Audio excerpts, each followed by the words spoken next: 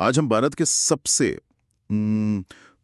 चौंकाने वाले मामलों में से एक की बात करेंगे, बुराड़ी कांड। 1 जुलाई 2018 दिल्ली का वो घर जहां एक ही परिवार के 11 सदस्य 11 सदस्य मृत पाए गए। ज्यादातर लोग इसे आज भी एक मिस्ट्री मानते हैं, पर जो जांच हुई है, जो हमारे पास स्रोत हैं, वो एक बहुत ही अलग कहानी बताते हैं। और वो कहानी किसी भी क्राइम थ्रिलर से ज्यादा डरावनी है, क्योंकि यहाँ मतलब कोई बाहरी दुश्मन था ही नहीं। हाँ, घर में कोई जबरदस्ती घुसने का निशान नहीं, कोई लूटपाट नहीं। कुछ भी नहीं। जो कुछ भी हुआ वो घर के अंदर ही हुआ। और यही बात तो सबसे ज्यादा परेशान करती है। बाहर से देखने पर वो एक बिल्कुल सामान्य परिवार था, पढ़ा लिखा, सामाजिक। हंसता खेलता परिवार, अपनी दुकानें थीं, बच्चे स्कूल कॉलेज जा रहे थे। तो फिर हुआ क्या?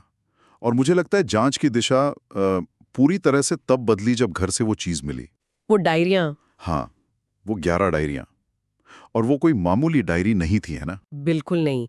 वो तो जैसे उस घर का एक तरह का संविधान बन गई थी। 11 साल से लिखी जा रही थी वो। 11 साल से जी। उनमें हर छोटी बड़ी चीज का निर्देश था।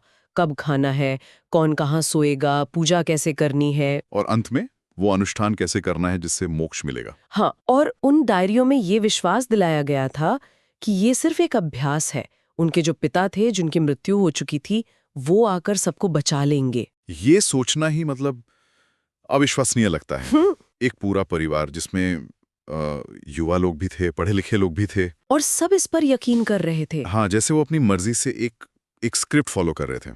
बिल्कुल। और इसी अपनी मर्जी वाले पहलू ने जांचकर्ताओं को शेयर्ड साइकोसिस के सिद्धांत तक पहुंचाया। शेयर्ड साइकोसिस यानी सामूहिक भ्रम। जी, मनोविज्ञान में इसे फोलिया प्लूजियम भी कहते हैं। जी। मतलब कई लोगों का पागलपन। जी। इसमें होता यह है कि एक व्यक्ति का जो भ्रम है, जो डोमिनेंट व्यक्ति है, हाँ, उसका भ्रम पूरे समूह में फैल जाता है और बाकी सब बिना सवाल के उसे सच मानने लगते हैं। पर एक सवाल यहाँ ये उठता है कि परिवार में तो एक बेटी ने मास्टर्स की डिग्री ली थी, बच्चे भी थे, क्या क्या तर्क काम नहीं करता ऐसी स्थिति में?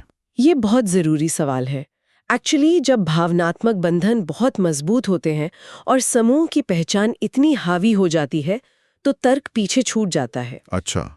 जो परिवार के मुखिया थे, उनकी मृत्यु के बाद एक बेटे पर बहुत ज्यादा दबाव आ गया और सूत्रों के अनुसार उसे ये लगने लगा कि उसके पिता की आत्मा उससे बात करती है और उसे निर्देश देती है। बिल्कुल। और धीरे धीरे उसने पूरे परिवार को इस बात का यकीन दिला दिया।